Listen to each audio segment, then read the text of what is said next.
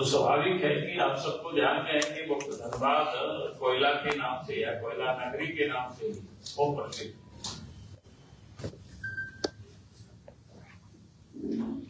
और उसके बाद थोड़ी सी मैंने हकीकत कुछ जानने की हमने कोशिश की कि धनबाद में वो क्या रहा है, इतना बड़ा इस प्रकार से अचानक छापेमारी। सुनते तो हम सब लोग जरूर थे, और धनबाद में कोई पहली घटना नहीं हुई है, वहां कोयला की जो लूट वो पहले से ही जारी, लेकिन थोड़ा सा उसमें से मैंने अवैध व्यापार वहां शुरू से ही जोरों कर रहा है। हम सबको पता ही है कि एक दफा धनबाद में भी मैंने इस बात को बोला है, और आप सब लोगों ने भी उसको लिखते रहे। तो ऐसा नहीं है कि मैं कोई नई बात बोल रहा हूं, लेकिन इन दिनों जो पता चला है कि वो थोड़ा सा बड़ा चौंकाने वाला है। चौंकाने वाला इसलिए, पहले हम सब लोग सुनते थे कोयला का जो अवैध जो कारोबार करता है, यानी अवैध कारोबारी होते थे, तो सब मतलब पैसे क्या कहते हैं पुलिस प्रशासन की यहाँ तक लोग पहुंचाते थे, उसका कमीशन कहिए या जो भी कहीं अन्य लेन देन होता था, जो अवैध कारोबारी करता था, वही पुलिस प्रशासन को या संबंधित जो कोई भी विभाग को वहां लोग पहुंचाते थे। तो एक प्रकार से उसको कह सकते हैं अवैध कारोबारी लोग कारोबार करता था, लेकिन उसका पुलिस का संरक्षण होता था या प्रशासन का संरक्षण रहता था।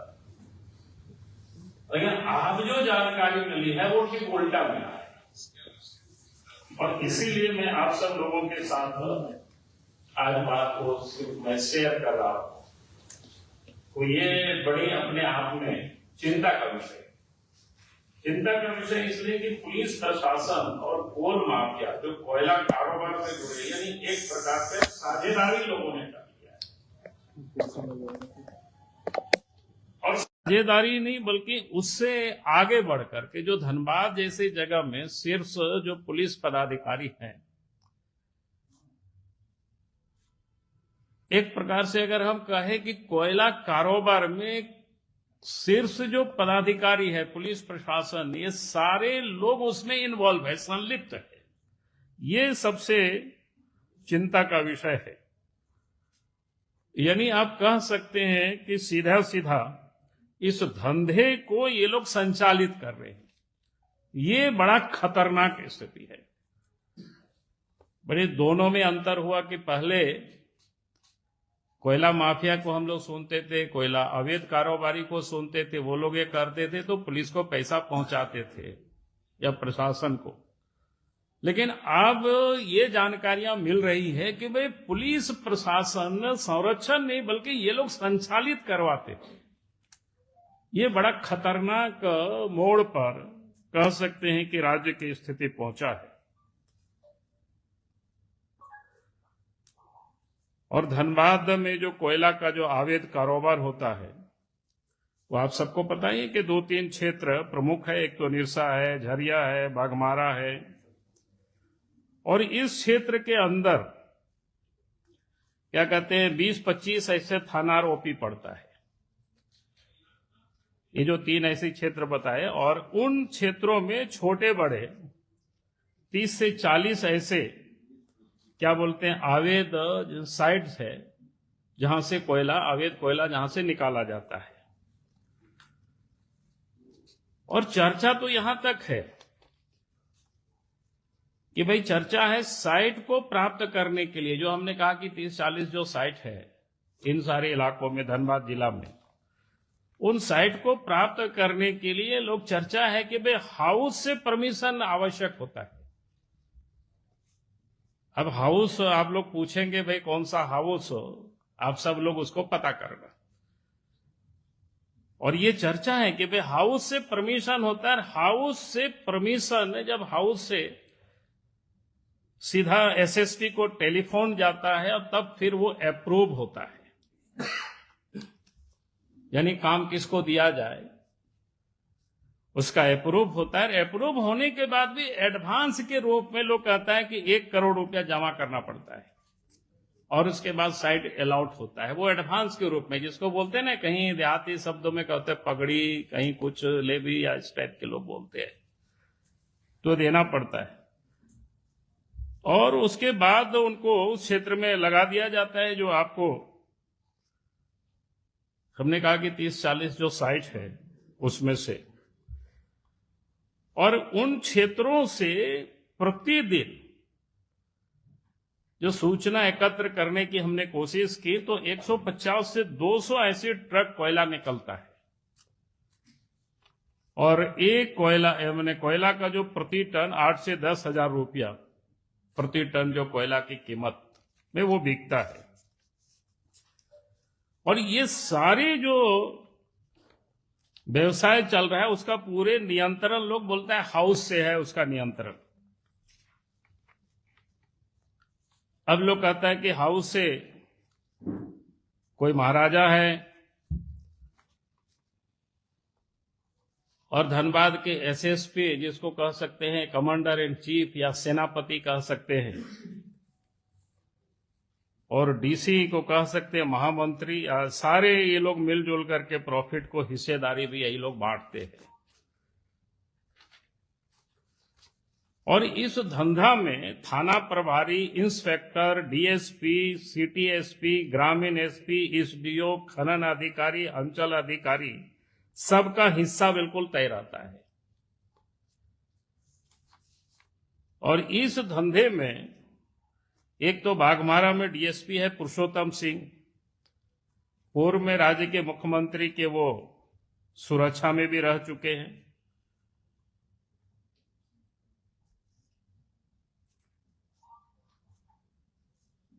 मतलब वो क्या कह सकते हैं, वहां के एसपी के दाहिना हाथ है, और एक इंस्पेक्टर है अजीत सिंह, वो बाया हाथ है एसपी के वहां के। और ये सारे लोग मिल करके जिसको बोलते हैं वो धंधा होता है। और यहां तक कि ये जो दो नाम आपको बता रहे हैं, ये लोग जो थाना को भी बोली लगवाते हैं, मालदार थाना कौन है, कम क्या थाना है, और फिर थानेदार का वहां पोस्टिंग होता है। और यहां तक भी जानकारी मिल रही है कि एसएसपी को मदद करने के लिए जमशेदपुर से कोई रितेश और विकास नाम करके और उनके और भी लोग को बुला रखा है, जो कि पूरे लोग वसूली करते हैं। ये बिल्कुल सर्वत्र, धनबाद में 2-3 घंटे के लिए गए थे, आप समझने की मैंने कोशिश की थी, तो लोगों ने बताया। उसके बाद कई एक साइट है, वह लोगों ने बताया तो बड़ा चौंकाने वाले विषय है। कुछ साइट्स को खाली उदाहरण मैं बता रहा हूं आप सब लोगों को, कुछ साइट्स के बारे में जो जानकारी मिली। एक जो प्रमुख कोल ब्लॉक, क्या बोलते हैं, कोल साइट्स है, जैसा भावरा का है, तो उस साइड में कोई अरविंद है और कर्ण करके है, ये दोनों एसएसपी के लोग हैं। फिर क्या बोलते हैं, कुजामा है, आकाश है, मनीष है, ये भी क्या बोलते हैं एसएसपी के लोग हैं। फिर पंचायत साइट है, वहां एक अंजनी करके है, कोई काम देखता है, वो पंकज मिश्रा जो साहेबगंज के है उसके आदमी है। फिर निरसा में कोई संजय सिंह है, काम देखता है, 2 नंबर का, कोई एसएसपी के आदमी है। गोपाली चाक साइड से, और बै सबारा है करके कैलाश पांडे है, वो भी कोई एसएसपी का आदमी। फिर बरोरा, तितुलमारी, जमुनिया, राम कनाली, इन 3 साइड को बाघमारा के जो डीएसपी, जिसकी हमने बताया कि आपको पुरुषोत्तम सिंह खुद चलवाते हैं। इसके अलावा जीनागोड़ा, बरारी, अलगडीहा, लोधना, कोई गणेश यादव है, उनका बेटा कोई बेटू है, वो काम उस क्षेत्र में देखते हैं। उसी प्रकार के सुदामडी तरफ में कोई शेखर करके है, फिर गुलाम क्रेसर है। ये सारे लोग मिल करके, और भी लोग होंगे जितना जो जानकारी मिले थी। तो इस प्रकार से पूरे कोल ब्लॉक उस क्षेत्र में मैंने लूटने में और भी लोग लगे होंगे। लेकिन आश्चर्य ये विषय है कि भाई पहले हम लोग सुनते थे कोई माफिया कोयला चोरी करता है और पुलिस को कमीशन देता है, थानेदार को कमीशन देता है। यहाँ तो सुनते हैं कि यही लोग सारे काम करवा रहे हैं, यही लोग बांट रहे हैं, कौन साइड में कौन काम करेगा ये।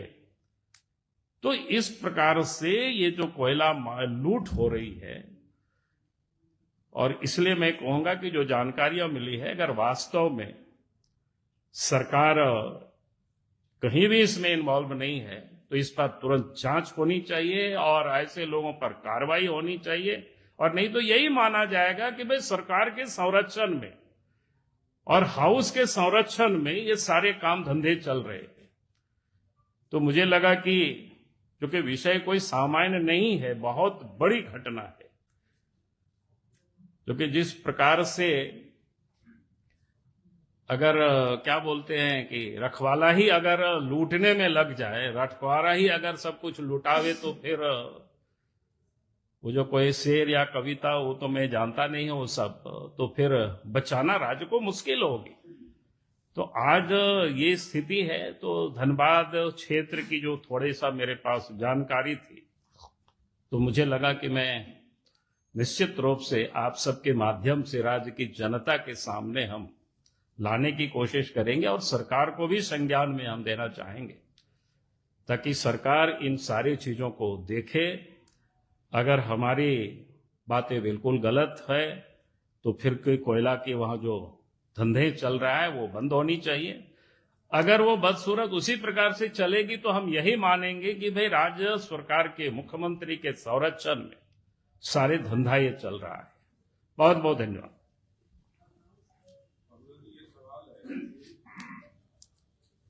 ये कोयला चोरी का मामला बहुत पुराना है, लंबे समय से वहां की बात होती रही है।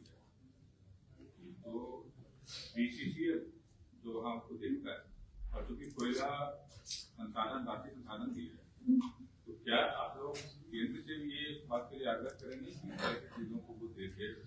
देखिए, केंद्र को जो देखना होता है वो तो देख ही रहा है। अभी आपने देखा कि जहां जहां केंद्र को गड़बड़ी मिली थी उसमें तो वो एडी वगैरह छापा किया ही है, आगे भी करेंगे। लेकिन मैंने कहा कि यहां जो इस प्रकार से इलीगल कारोबार और सरकार के संरक्षण में जहां एसएसपी से लेकर के सारे पुलिस पदाधिकारी अगर शामिल हो, तो फिर केंद्र क्या करेगी? सीसीएल या बीसीसीएल के लोग क्या कर पाएंगे? कितना क्या कर पाएंगे? बाकी जहां जो उनके अधीन में है, तो आप सबने देखा होगा कि पिछले दिनों ईडी ने छापामारी की कई एक जगहों पर। लेकिन अगर कोई इलीगल कहीं उत्खनन हो रहा है, इलीगल ट्रकें पार्क करवाई जा रही है, तो इस काम को तो रोकना राज्य सरकार का काम है, राज्य के पुलिस प्रशासन का काम है।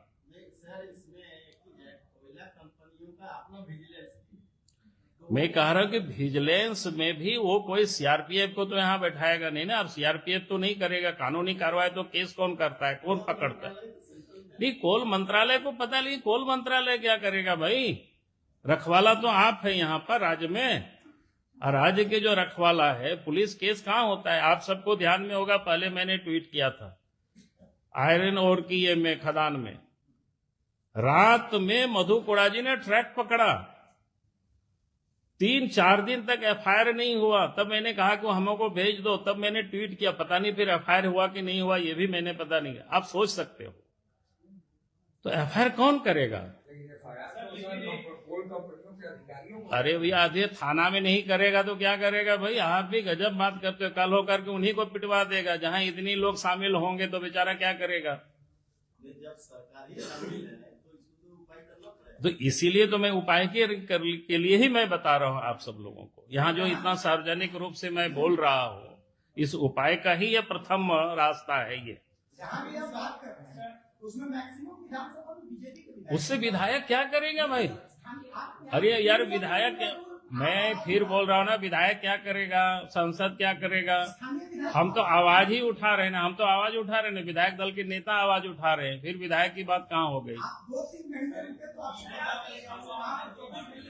क्या बोले? अरे केंद्र सरकार तो क्या, आप तो केंद्र सरकार को करना तो राज्य सरकार को नहीं है चोरी को रोकना। पत्र लिखा के वही तो मैं बोल रहा हूँ ना, आगे जब केंद्र को करना होगा तो करेगी, उसके लिए चिंता नहीं करने का है। ऐसा तो हम कहाँ बोल रहे नहीं कर, पहले भी तो हमने एक बार धनबाद में जाके प्रेस ये हम तो बातें नहीं करेंगे, आप क्या करेंगे बताओ? आपके संज्ञान में ला रहे हैं, सरकार के संज्ञान में ला रहे हैं। पिछले सीरीज में आपने कोयलांचल शांति समिति की बात की थी, वो